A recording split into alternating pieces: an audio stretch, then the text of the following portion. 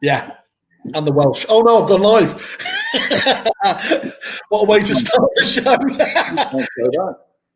Well, good morning, everybody. It is another showcase here, and I am delighted, happier than ever, to have the Chelsea supporting Kevin Ellis here, not to mention anything about the weekend's football. He's promised me he's going to be good.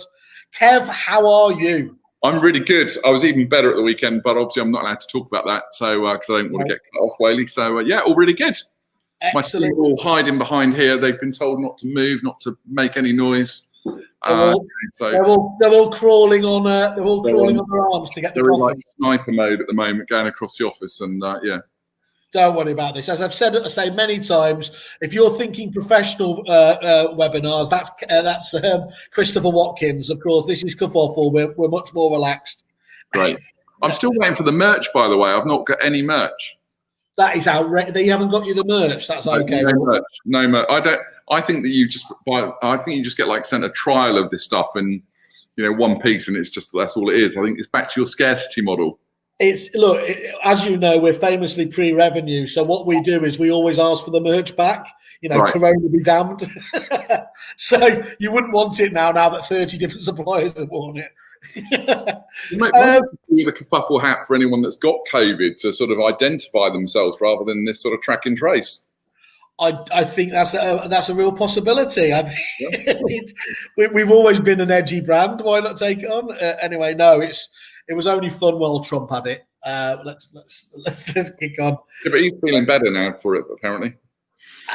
He never had it. He never had it. Let's do conspiracy theories straight off. Go for it. Obviously, your Land and New Homes, well known as a brand within the industry. There, for those people that aren't involved with it though, can you give some sort of flavour of the sorts of revenues that that some of your members are experiencing, just to whet the palate, just to let them know why they should be paying attention for the next 45 minutes, an hour of this webinar? Why do you think it is so important? Okay, I'm gonna rewind a little bit back before we set the network up, and I'm gonna go back to my Romans days. And Dale, who I worked really closely with at Romans, had a great analogy or a great reference, which was always every market makes a market, but also before he'd allow opening another office, it was always about squeezing the lemon.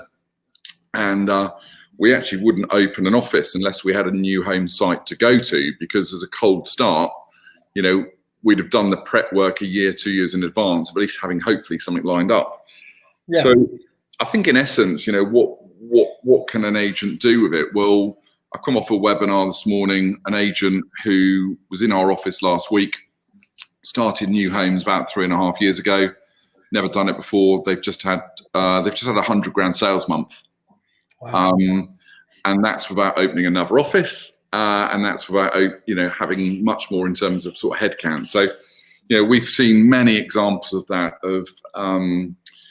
If you put the effort in, you're going to get out what you put in. If you don't do very much, no surprises. You're going to always get what you've always had, which for most agents is maybe a bit of a bit part in terms of an intro only instruction from a developer, and then you're into the bun fight with the sales rep on site doesn't want to acknowledge the intro, and it all becomes a bit of a car crash. So yeah, in short, we've got some agents that, frankly, New Homes has saved them through COVID.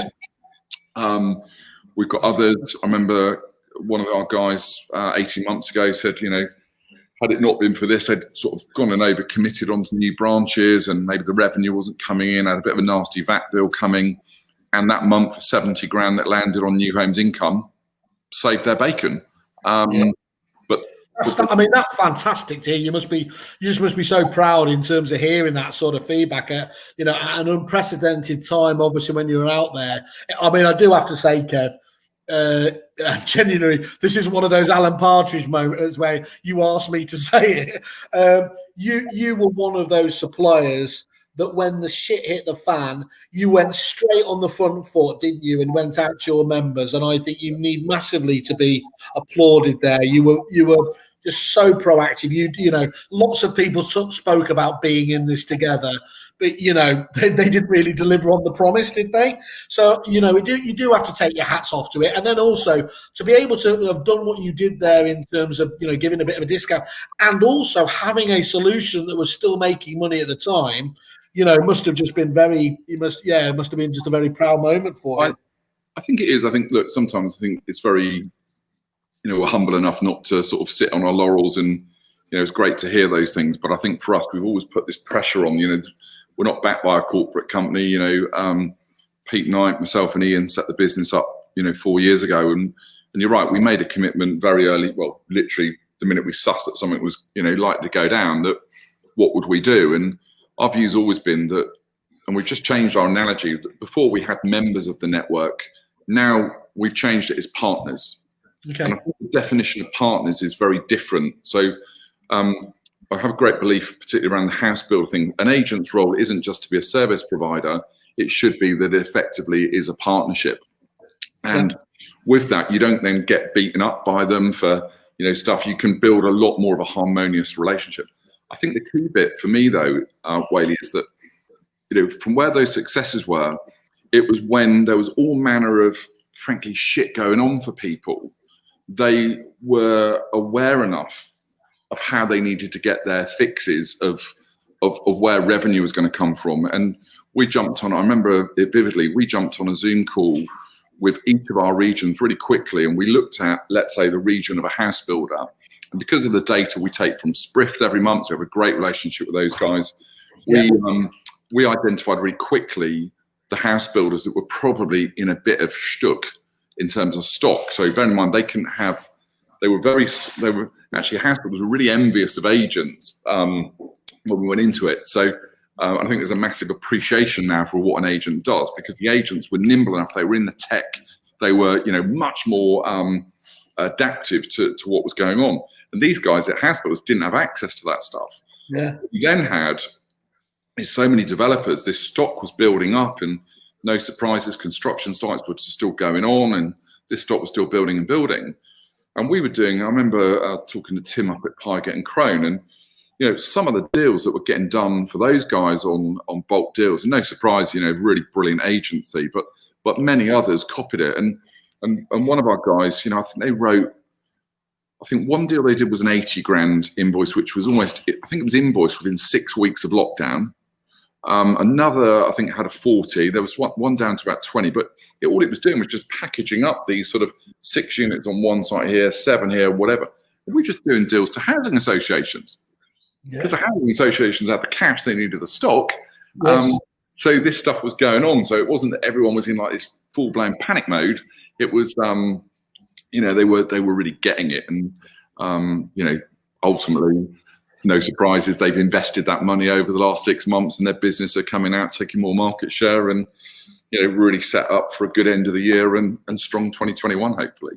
Yeah, so clearly, look, expertise is one of the core reasons that people come to be able to tap into that vast knowledge of your Romans days and that combined now networking power as well, sharing of information and everything else there.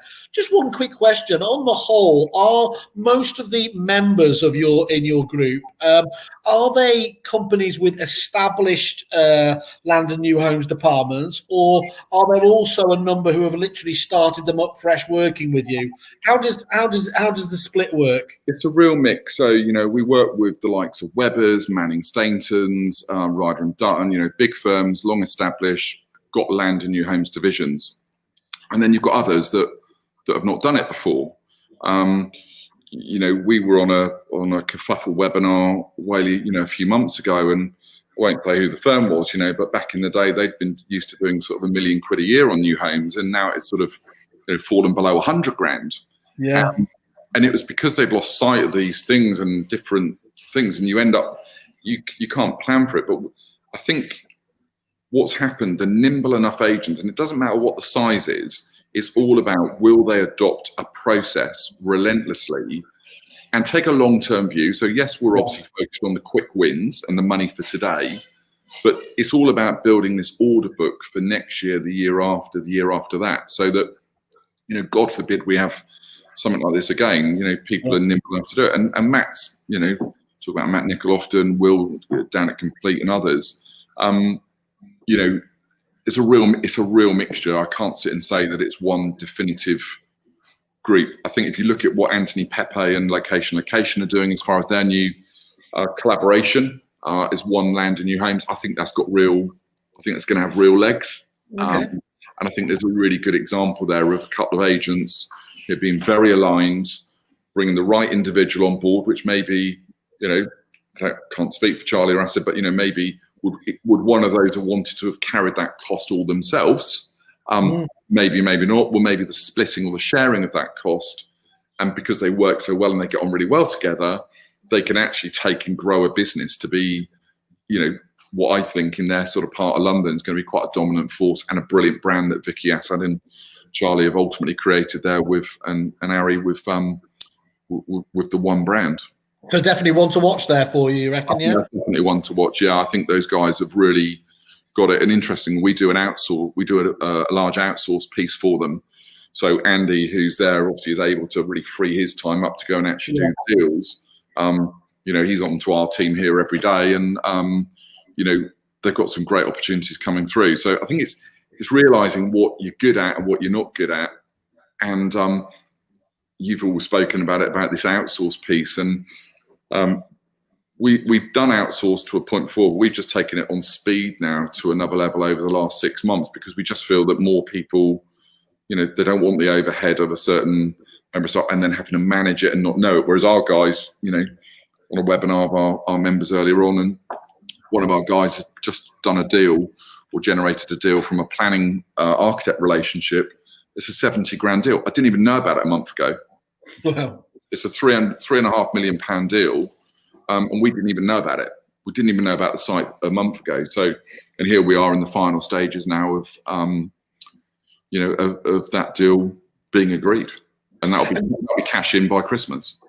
Do you think that element where people are gradually, you know, feeling more and more comfortable to outsource, does that just come from the confidence of working with you to start off with, and then actually, you know, once you realise this is a company that's going to be there for you, that gives the right advice, they feel just much happier about sort of throwing their hat in fully with Land & Home? I think that for some people, it's a bit like outsourcing around sales progression or whatever. You know, a lot of people will say, you know, is that a good thing, bad thing? And you've only got to look at the forums, and everyone's got a different view.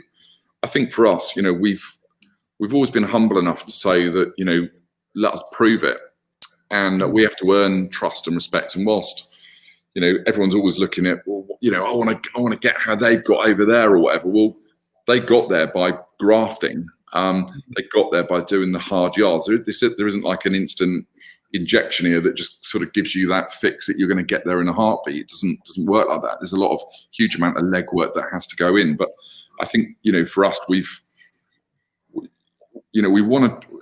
Each agent's got a different set of dynamics. So you know, some of it might be looking very much to they need the quick win, or they need to develop and cultivate the staff. Maybe they're trying to promote from within, or whatever it is. And yeah, you know, a large part of it probably we're working for free for them for quite a period of time, doing more to kick them on until the point then that they have got that sort of they got that confidence to you know, say, actually, guys, let's dip our toe in the water. And for one agent up in Yorkshire now, we're doing all of their land function for them, from prospecting all their planning data, and it's a 3-day-a-week job for us. You know, just doing that work. But you know, they're paying for it. But instead of, you know, we're not making a massive margin on it. But what we are doing is we're hopefully helping them get there a hell of a lot quicker. But what you're doing there is you're just again you're playing the long-term view as well, aren't you? Look, I think like anything, you know, for us, we've always said there's a lot more work that goes into it right at the very outset, you know, to the point it's a lost leader in terms of, you know, you're relying on the agent getting on and doing stuff. There then comes a point where, you know, ultimately we're throwing everything in at the beginning, and hopefully that's going to pay off for the agent and us over a longer period of time. Sometimes you win, sometimes you lose. But I think, you know, for me, I've only got to look around at the relationships like with like the guys at Homes, you know, guys at Nichol & Co, Complete, or whatever, you know, people that have been with us right from day one. And, you know, here we are now 4 years later, the relationship's got better and better. And you can then start to explore all sorts of other opportunities, maybe tapping into fringe areas. Because for me, it's all about the quality, not the quantity of the agents. I don't, you know, we're not just trying to put a bum on a seat in any location. We want to work with the right people. And certainly now that definition of transferring from a member, you know, one, I don't consider us as a group. Two, I don't consider it now as a membership organisation. It's a partnership. And I feel really strongly about that. So, I mean, and that's backed up. There are a number of companies out there, suppliers, who do, you know, I always used to talk about us wanting to be partners with, you know, at Reapit when we really believed that, you know, we didn't want to be a supplier to, we wanted to be a partner with. Clearly, you know, you see such strong feedback about the Land and New Homes network from some very, and I mean this in the most possible, best possible way, high maintenance, agents, i.e., if, you know, they have very high expectation levels, and if they weren't getting that, they would be quick to talk about it. So look, you know, little things, but you've got a 5-star review on Kerfuffle, 21 there. I encourage anyone to go to your landing page, see the quality of the agent that is talking about Kev's business there, and you know, actually take time to read the reviews about the detail they're going into. It's a real eye opener, and it's one of the reasons we really wanted to create the website, was to give a platform for companies like that to talk about. Kev, you mentioned the postcode kind of element there, and you've always said that Land and New Homes Network only really works with agents that don't compete in any marketplace. Why is that? Ultimately, for me, it was always about driving the true collaboration. And look, I think there's lots of really great networking groups out there. Like I said, we're a network, but for me, a true network should be about every agent being absolutely aligned and being able to sort of open up honestly about what maybe their challenges are, or where they might need some help. So as an example, I might be an agent in a location, I've got one office, and Crest Nicholson are going to come into my town and they're going to build a great big site, but all I get told as the agent, you know, well, you don't bring us any land. Well, if I'm an agent, I'm only in one town, there's only a limited amount of land that I can offer. Whereas actually, if I had the confidence to be able to pick the phone up to my neighbouring, you know, collaborative partner agent in another location, who actually has a bigger patch, more offices, potentially more opportunity, that's where the magic would happen. Because an agent might say, right, Fred, I really need your help. I'm up against Connells and all these other agents here. Help me. What actually the developer loves is the fact that actually independent agents working together. That's a bit like, you know, does it really work? And then we show them, they're like, it's like herding cats. But would it happen if I'm a member of an organisation? Okay, I've got the membership in 5 of my towns, but I haven't got it in the other 3. Of course, it wouldn't. You just, you know, because the agent's going to be protecting their 3, you know, their 3 in the town where they haven't maybe got that membership. Whereas for us, because of all the resources and the IP, the collateral that we produce, I don't want that neighbouring town, that agent saying you never send it, but then he does send it, and then it makes our core agent look a bit of a plum. It's just not. You know, we'd far rather give agents much more white space around their area to grow into, rather than saying, right, you're limited here because you can't now do that because somebody else is out. And then all of a sudden we've got these awkward conversations, and this was always designed to be a very, very long-term game for us. So, I mean, the guys have just posted up one of those testimonials for Matt Nichol, obviously an incredibly forward-thinking and fast-growing agent. And he says, support, advice and collateral to become the best in your patch with new homes and land opportunities. That's a classic example there, wasn't it, really, of what you're talking about, Kev?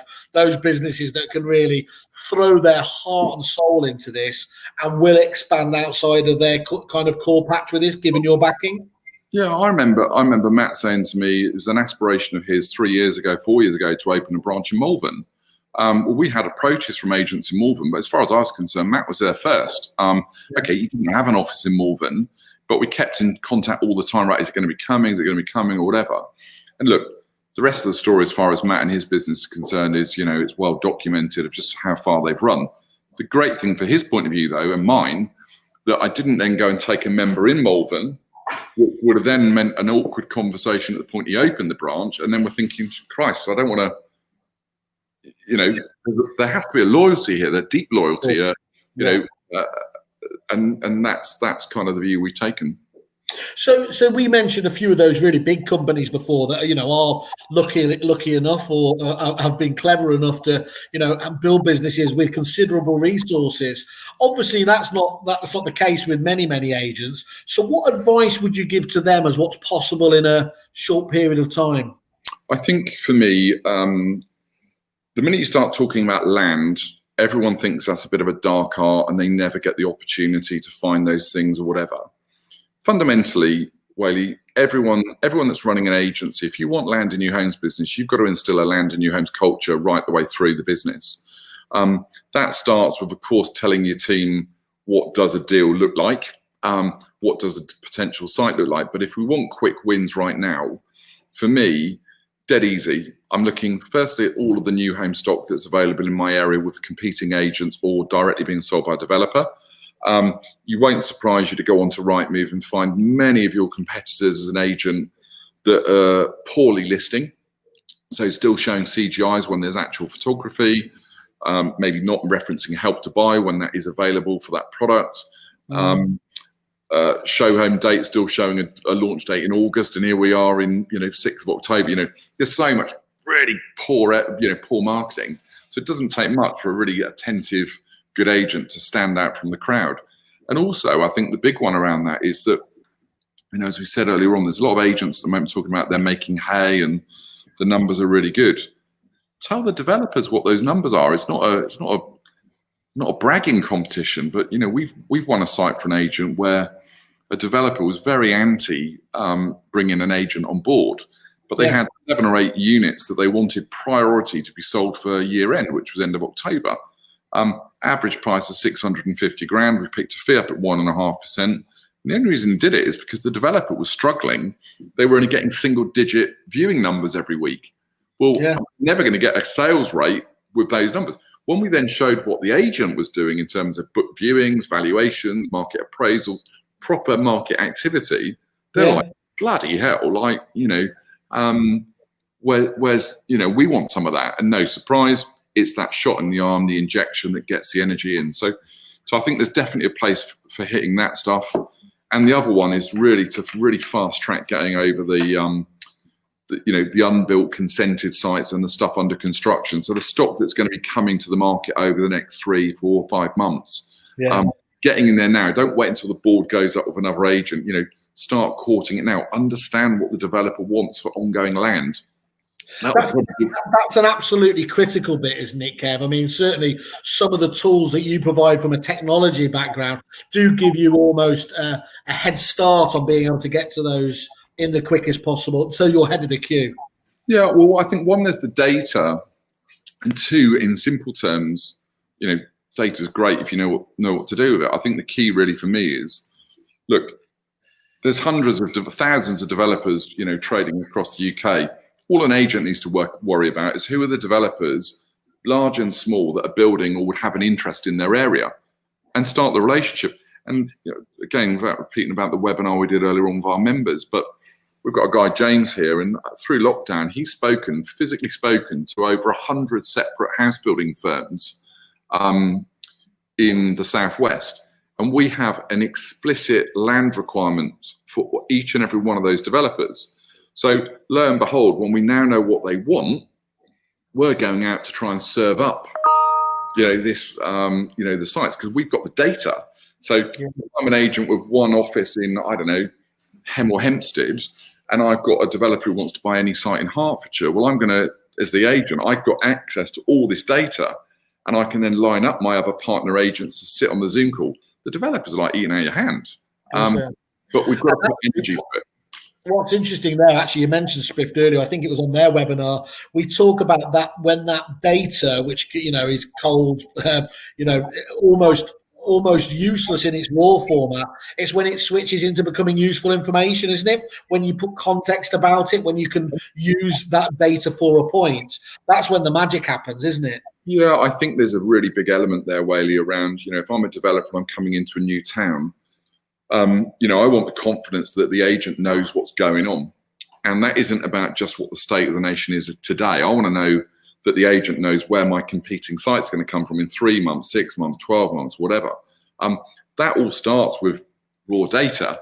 The key is we have to interrogate it and we have to keep maintaining it and developing it and moving it on. Now, that does take time, but if the time is invested now, that's going to pay you out, even probably to the point of not having to pitch for a site, because you've just thought it's almost like a shoe-in that you're there. So, I think there's a lot of work, that agents, I think they can overthink it in terms of the data, but I think it's been really clear. What do you think the house builder wants to hear? And in simple terms, they don't want to hear, I've got the biggest market share, I've got the best marketing, they don't give a monkeys, right? What they want is that you understand what their objective is. And if you can deliver to their objective, you're in the door. It ain't hard. So let's deal with that one. There is a common misconception, I think, that obviously house builders don't like dealing with agents, and yet you did kind of allude that actually that one earlier might have firmly did at least originally feel that way. Is it a misconception? Do they kind of do they not want to work with agents, and why might that be? I think that in simple terms, again, the perception is the agent what's the agent actually going to do? Okay.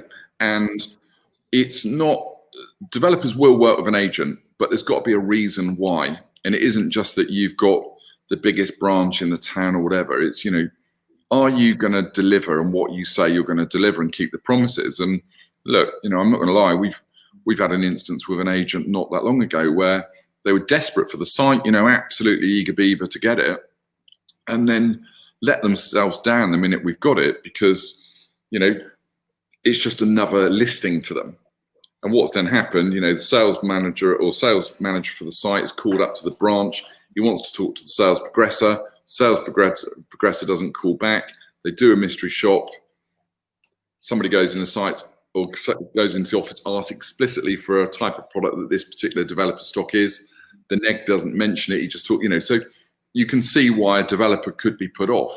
If, however, you can confidently demonstrate a culture and that you can demonstrate that you get what the objectives are and you stand firm to that. So another example, an agent's on a joint agency on a site with another a big volume agent.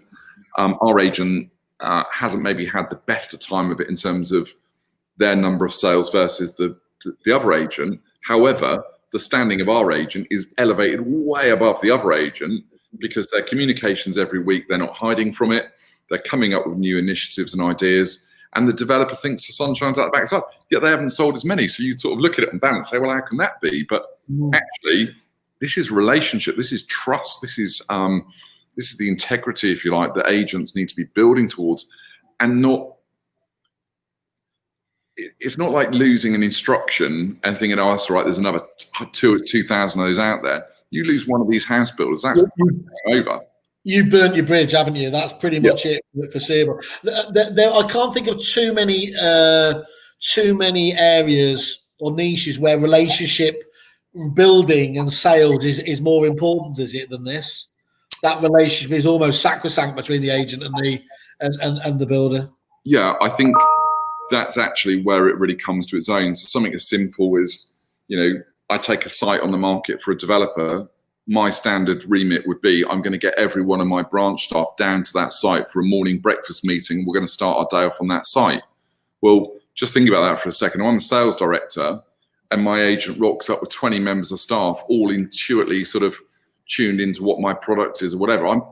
I'm getting off on that as a house builder. That's giving me a lot of confidence. Whereas, so many agents, it's just another listing. It's not, it's not dealt with properly. So it ain't hard to really make that impact. And yeah, look, there's been, I think we did an update to our members last week. In the last 4 months, there's been over 5,000 new build units secured across the network from all manner of all manner of developers, and we've sold over 4,000 plots via land. Wow, that's impressive.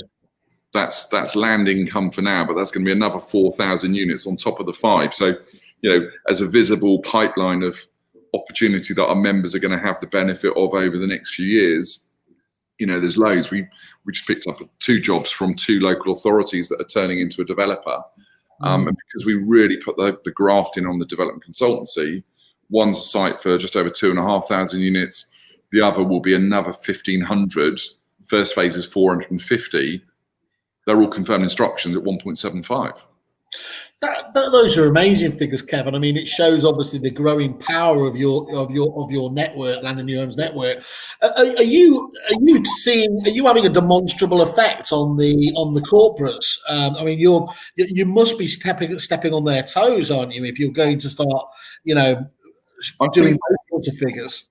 Yeah, look, we learned a really valuable lesson in a very, very short space of time in coming into lockdown, and that was that. Dale always taught me this at Raymond's. When the market hit the skids in 2008, we grew our Land and New Homes department. We didn't cut back. So we stuck with the clients that had paid us good money for the previous years. Yeah. We knew it was going to come back. I'll be honest with you, we have had a field day through lockdown by taking instructions from some of the corporates who frankly had neglected those developers when developers needed it most. So in Independent, I remember, sitting on many a one-to-one Zoom call with our members, and we were well out in front in terms of sort of doing stuff. And I remember we interviewed, fun enough, a guy from one of the big corporates, and he said, "I'm looking after." I said, "All my staff are furloughed. I'm looking after 29 branches, and I've got all the sales progression and all of the vendors to deal with. Developers ain't my priority." And I'm thinking, hallelujah, And it was literally like taking, sweets off the tree. It was just, so we've definitely benefited from that because we've just been nimble enough. And we were talking earlier about Corona and how you'd obviously responded for some of your members. How else have you had to evolve the business, change the business, and how much of it has stuck with it post, that at least formal lockdown process? Yeah, well, we took a view again really early on that, and we've used this line, we're all in. If we were going to go down, we're going to go down together, and that wasn't an option, frankly. So we grew the team, and we listened to what the challenges were the members had. So far short of the adjustments we made in the fees for the period we did, we then ramped up what we would do for them. So where that's now come to is we've now really ramped up a full done for you service under what we call effectively L&H outsourced. Now, that essentially with a team that are based in the second office that we have here in Marlborough, they're calling out. So they're doing work for an agent up in Yorkshire. Our phones are geared up. It's presenting a Yorkshire phone number. Okay, maybe we haven't quite got the accent right, but we're generating instructions for them. And they're targeted. They've got to do a certain number of calls every day to generate booked appointments appraisals. And that's been massively, massively beneficial. I think it's gone beyond just sending the letters out for the agents, which is what we did before. Yeah. As a part of a very loose outsource. Now it's very, very in-depth. So our team are part of the agents team in terms of how that sits. So James, for example, would be sitting on that agent's website. He'd be the go-to person for land. So that's definitely one area we've evolved. We've also got really clear on our mission. And one of the things that sort of irritated me really was that we get sort of this tag that we're a training company, and we're not a training company and never have been. However, clearly when you mentor people or coach people and whatever, by default, you're training and coaching them. For us, we got really clear that we know what our purpose is now. Our purpose is about delivering opportunities.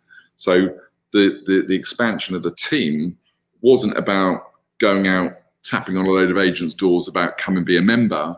It's actually no. Our focus now is about right. We're going to talk to the group MDs, chief execs, or whatever the house builders, and we're going to bring opportunities to bear. And then with the design team that we've brought in here as well, and obviously we talked about an initiative that we're going to work on. Yeah. Hopefully what we find is that we have a full life cycle for everything land and new homes related. And that's been a massive shift change for us. And also the quality of the new people that we've taken on to really complement what we've already got. I think sets us up really differently. And also starting now through our sister business, Thomas May, to really mop up white space areas in regions. And that whole vehicle is about us ultimately having much more leverage to opportunities that we then give to the members to help them. So back to that one agent who might be trying to get a Chris Nicholson site, for example. Well, if he knows that back here in Marlborough under Thomas May for a certain region that we're generating loads of opportunities, we're not fussed about presenting that to the developer.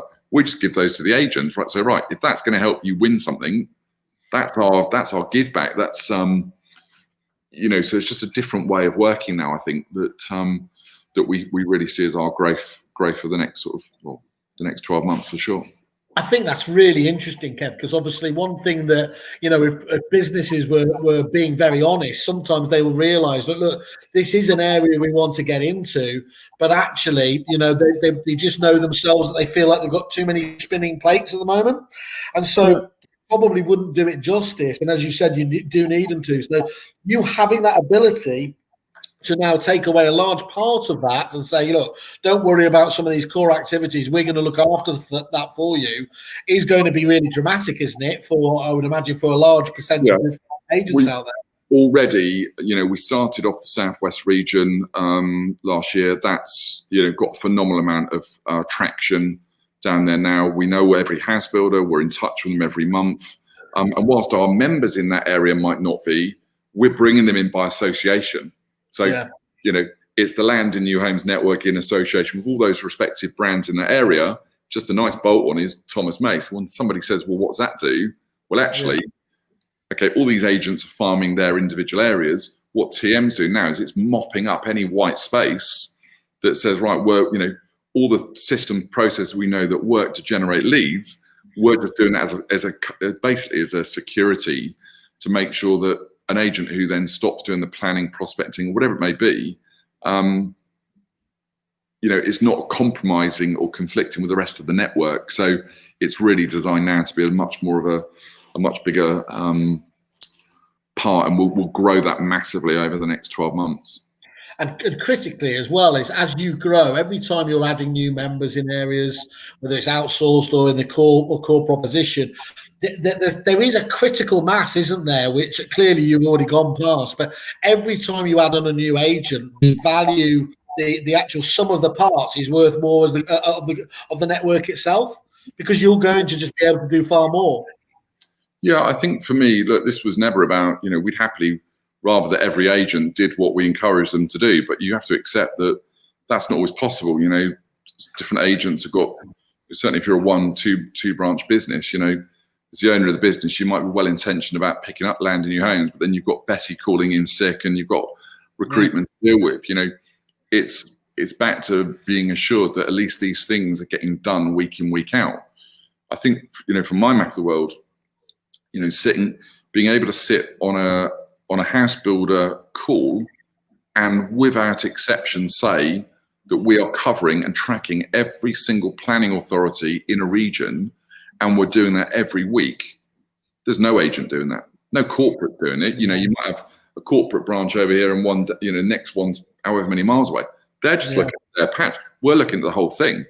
So what we end up with is we're jumping to the top of the queue, and it's no surprises that those developers that the penny drops and they get it in terms of source of opportunity, they're throwing stuff at us left, right, and centre at the moment, which is great. And it's also the byproduct stuff, the assisted move, the FS, the part exchange work, all of this stuff. It's these little ecosystems now that are being born off of just being, they want what we've got, which is land. And I think where we'll certainly be adjusting the business going into next year will be, sadly for some agents, we may have to look at removing that exclusivity on a certain bit, because actually for them, they'd say, well, look, we're all right with that, because all we really want is to sell the new homes. If you can do the land bit, let's have a different fee deal. And we've got a fairly broad view of that. But what we're not going to do is we're not going to compromise, because I think as you run any network, you're as good as your weakest link. And when we're opening up a black book to all the house builders, I can't afford a weak link. I owe that to the core members who are doing things right. Matt Nicholls not going to thank me if I'm, sitting him in a meeting with a bit of a chump who's not doing it, and he's going to think, well, what's this all about? It's just not going to work. Yeah, okay, that's really exciting. And look, we are very excited. As you said, we're going to be working with you much closer on that, aren't we, over the coming months? So that's fantastic. Kev, you were talking about, when we spoke about this previously, which can happen at a lot of businesses, I guess, a lot of agents, where you were talking about an example of an agent who had a really strong sort of, land and new homes business, doing about £1 million a year. But then it just, for whatever reason, whether that was, personnel or it had just started to slip, and then it became an ever increasing rate. And really, it almost collapsed down over 5 years back to nothing again. Yeah. I mean, you do see that, don't you? You see that happen time and time again, especially if you don't have the right people. What are the plans and processes that you put in place to essentially fast track growth and keep it growing? So for me at the moment, our driver really over the last 6 months has all been around Blueprint. And the EA Masters on Thursday for non-members will be revealing a version of Blueprint, which will give them some hints and tips. And obviously we're happy to make that available. In fact, I've said as a deal for you guys, obviously we're going to go one step beyond, because we're actually going to go get a lot more meatier into the subject for kerfufflers. I think as far as the agents, and using that analogy, the key you have to look at is, well, a lot of it comes back to what does the order book look like?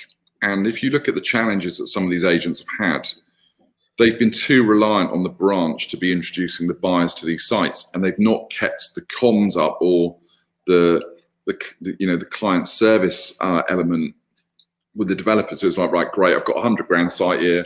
Let's stick that into X, Y, and Z branch. They all have a field day, and you're reliant that the branch is going to do a good job. And they don't, because the branch has got Mrs. Miggins, Mr. Archibald, whoever else sort of shouting and screaming because their sales are about to fall through, and the developer ends up getting neglected.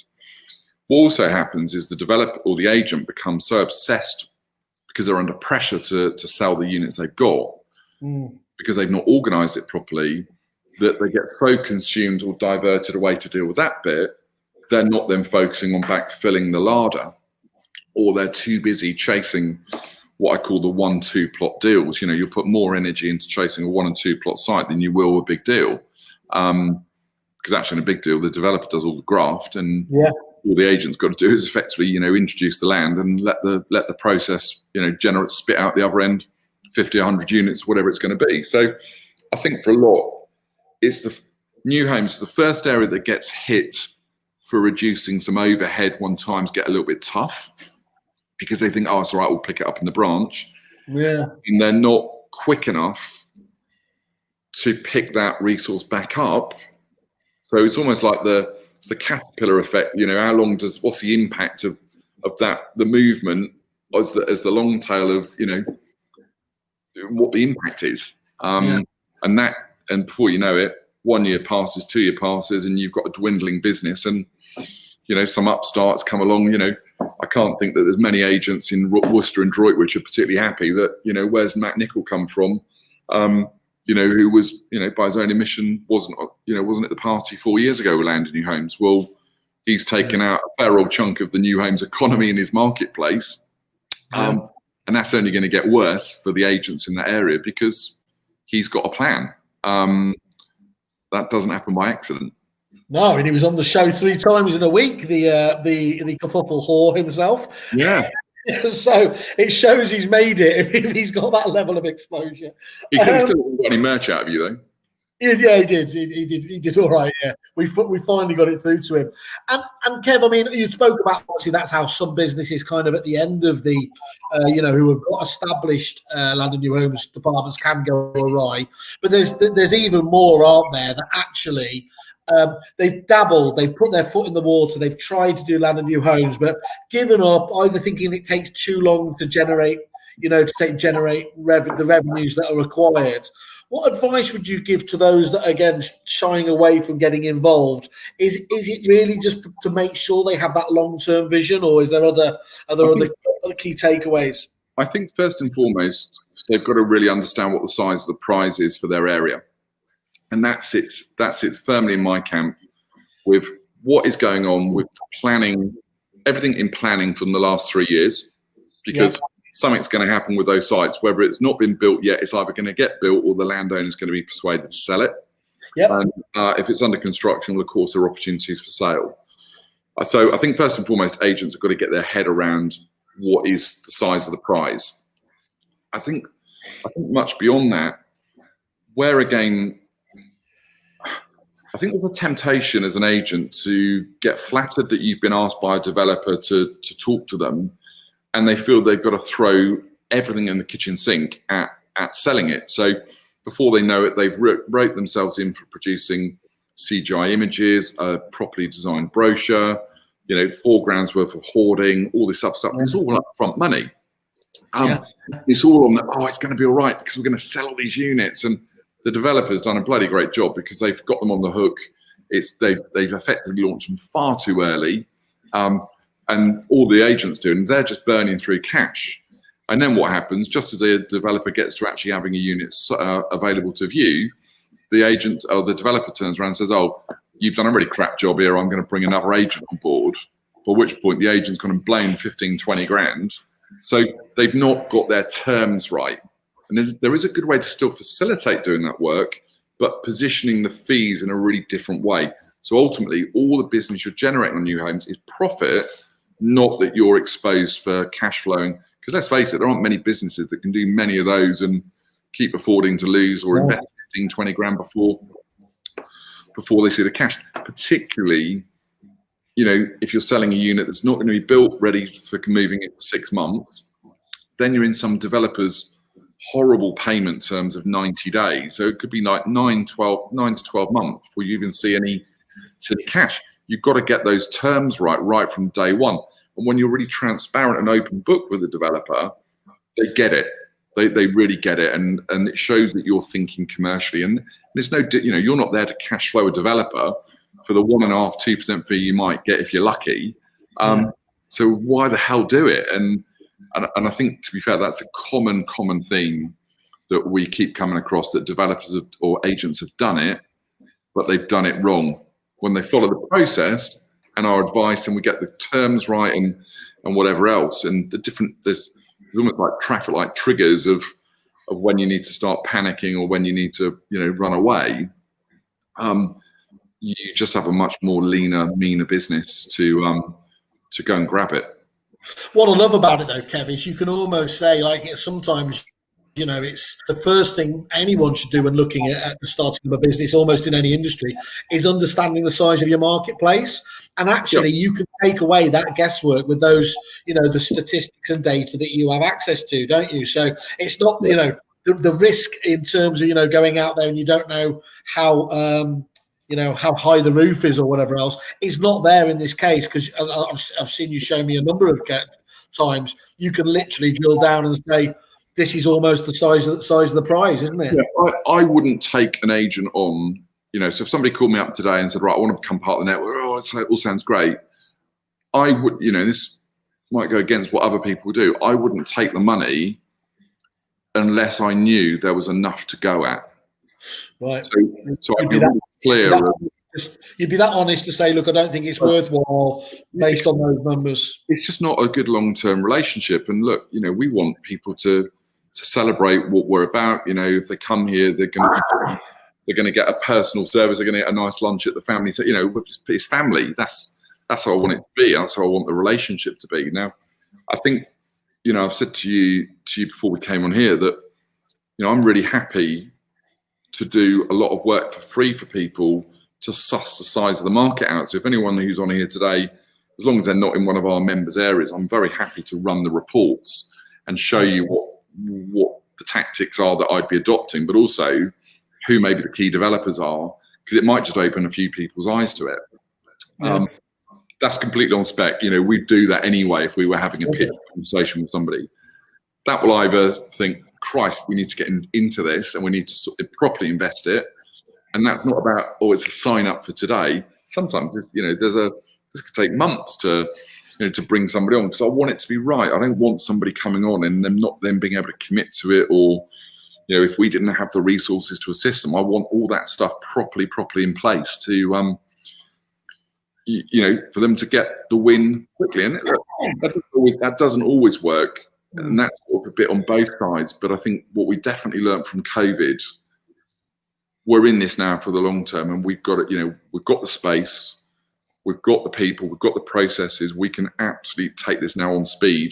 Yeah. And as agents are buying much more into the Zoom world, or so are developers, and how we network with people and how we bring business to bear. I think we can be so much more efficient of helping the agents get the wins much quicker now. Well, Mr. Lawrence, Peter's just reiterating that great and wise words from the best man and team for land and new homes in the UK. So. Very kind man. Very kind man. It is. He's very kind.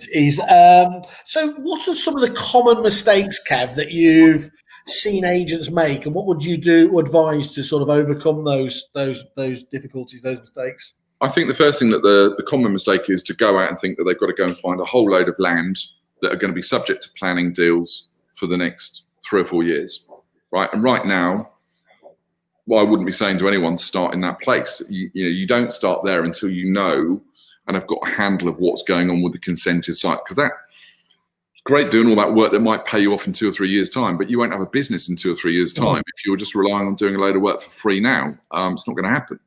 So we've got to look for the quick wins. In terms of where else, I think the focus and energy is, it's all about building the relationships and being humble enough to look, some agents have almost got this inbuilt fear of failure or rejection, and therefore they don't do it because they think, oh God, well, I'm going to get found out or whatever. All the developer wants when you bring in a land deal is they just want the opportunity. They're not expecting you to be a financial analyst to work out what the numbers are going to be for, how much profit they're going to make. They don't want to be a planning expert. All they want to know is that you're bringing a deal, the vendor's motivated to sell, and they've got a half chance of buying it. They'll do the rest. Find it, place it, move on. Build the pipeline, build the lettings pipeline for the future, if you like, of where this stuff comes through. So that's a catchy slogan. That you should tell Bojo, and they'll pick that up, no doubt, for the new Corona. Yeah. Morning. Well, I'm an advisor to BJ now, so. I hope that's the Prime Minister and not something else. Yeah, anyway, I realised as I said it, so. So we've got obviously, so just in terms of obviously initiatives, you've got this fantastically exciting opportunity of the outsource one. We'll find out more, EA Masters. We're going to obviously be releasing as well more details at Kerfuffle. We spoke about obviously this data service that you're willing to obviously look at for there. Have you got any other sort of initiatives or anything else that you're, any other services that you're looking to launch to agents you could tell us about? We have got something that we're going to obviously release on Thursday at EA Masters. You tease. I've been warned I can't possibly reveal until Thursday, but we are obviously going to be revealing something on Thursday at EA Masters. I think what the big ones for me really are around making a lot more content available for agents free to suss it out and to to get the regular updates. I think the outsourced initiative is going to be incredible for a lot of agents that choose to tap into it. I'm going to stick my bits on the line and say what I think that's going to then generate in terms of an ROI, because we're already seeing it. We're seeing it every week. So that's been brilliant. And really, obviously, if I can mention, marketplace that obviously we're going to be working on, this is very much going to be, if you like, showcasing the services that the best of the best agents that sell new homes offer, that maybe a particular agent hasn't got the creative department, hasn't got the videography skills or whatever. Well, between us, obviously, we're assembling best of the best as as a platform for agents to be able to tap into, and obviously our members will benefit massively in terms of the price points around that. As far as your members are concerned, or anyone that's on here today or picks up afterwards, like I said, really happy to make available some data, assuming that there isn't a clash. We will be revealing the exclusive Kerfuffle blueprint document, which will go one step beyond what we reveal as a common theme at EA Masters. So we'll be definitely making that available to you, Ailey. Thank you. And we've obviously then put an incentive in place for any of your members that express an interest about becoming a partner of our network. And I emphasize partner, which will give them the outsource service free of charge for 3 months, which really is a good kickstart. It's a shot of adrenaline, if you like, to really get the Yolanda New Homes business going. So yeah, that's what we are. That is really kind of you, Kevin. I can only assume it's because I've got all those photos of you. That outsource one there, though. If we're expecting that, we've had a really good market, haven't we? Come back to better than we could have hoped for. I think most people are thinking, though, that obviously it could get a bit trickier, obviously at the start of next year. So actually, to have something like this coming into your kit bag could be at exactly the right time for many businesses. Yeah, look, you've only got to, and I invite any agent to talk to, what I deem as our elite agents. Some of those guys entered this year with a pipeline of land and new homes business worth well in excess of £500,000. Now, I keep hearing the phrase, we're making hay while the sun shines, and hear it one more time. I'm going to, drives me crackers, because my response to that is, well, what about the order book for next year? Yeah. Where's the next lot coming from? Because you're having it off now, and there's lots of stuff going on, but we've got to fill this pipeline, because the great thing is the corporates have neglected a lot of this marketplace. So they had their fair share of it. We know what the numbers are that some of the big firms have been churning out. When we break it down, there's a hell of a lot of intro-only instructions. I think there's an economy of a huge amount of proper sole agency instructions to go out. And the other big one, which is absolutely massive, and we've done a huge amount of work in this place, is the shared ownership and the housing association market. Okay. Absolutely hot for certainly right now and going into next year. So anyone who wants to sort of get a bit of a handle of how that actually works its way through monetary wise, we've got one agent alone, he'll do £250,000 this year just on shared ownership sales. Wow. So, look, first of all, thanks, Kev, for thinking of us. We'll put all of these details up, obviously, on the website. Go to Land and New Homes Network on Kerfuffle. Spend some time there. It's really, we always advise you, as you know, do your due diligence on suppliers. Just because I think Kev's one of those essential businesses. Do your homework yourself there. But look at those. I think it's 21 reviews, as we said, 5-star.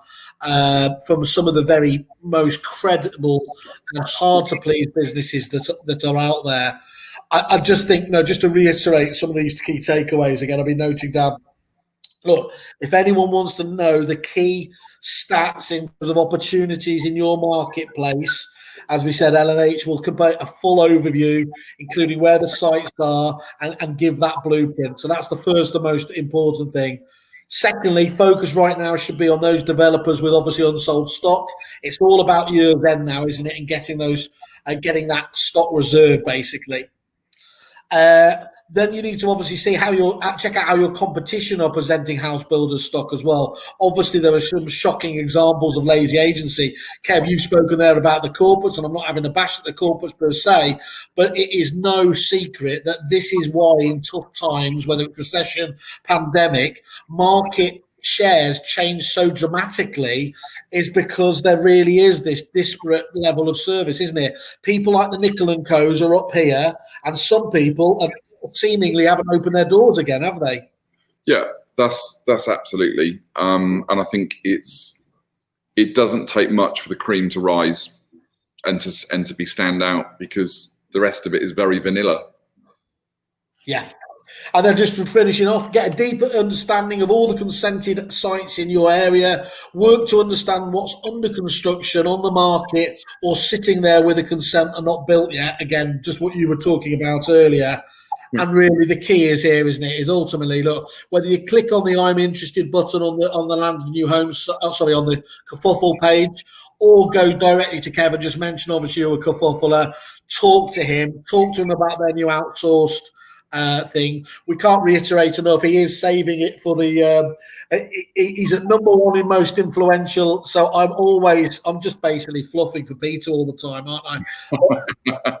You can still get tickets for EA Masters on Thursday. I guarantee it will be worth it just to find out what Kev's alluding to. I happen to know, but he's bound me over, so to speak. So please do get tickets and go and find out. This is a company, I can say with absolutely no doubt, it's somebody you should be talking to. They will tell you if it's not right for you, and I think that's what a trusted advisor is all about. Thanks, Whaley. Okay, matey. Well, thank you very much for that. One last thing. Will Smith, not the actor, but one of your best members, asked me to ask you about candles. Candles. Well, it's getting close to Christmas, and every house should have a candle. Will has one that I actually personally made for him, and it's a special. It's a special hobby that I've been able to do. Nice. Okay. Well, it sounds like we need a follow-up show on that. Then I think there's more to that. Be a pleasure. Be an absolute pleasure. Are you announcing that at EA Masters? Probably not. Maybe your after party. Excellent. And thank you very much as well for everyone who's been on it. Peter, nice to have you on again, mate. Excellent review on the network. Lovely way to finish it off. Okay, Kev. Great stuff, guys. Glad to hear it's going so well. Catch up with you soon, mate. Take care. Cheers.